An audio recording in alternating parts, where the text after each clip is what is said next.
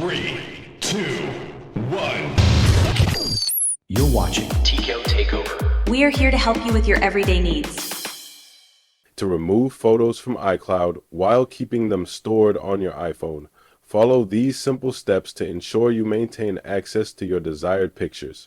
Begin by accessing your device settings, tapping on your name at the top, and selecting iCloud. From there, navigate to Manage Storage and locate the Photo section to view how much storage they consume.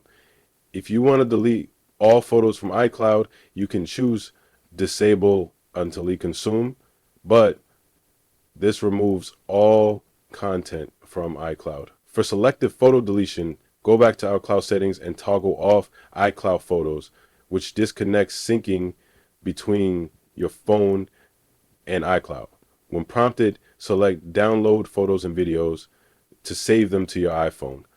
To remove photos from iCloud, open a web browser, visit iCloud.com, and sign in to your Apple ID. Access the Photos section to view and delete specific items by selecting them and clicking the trash icon. Then permanently delete these photos by visiting the recently deleted album, selecting the photos again, and choosing to delete them permanently.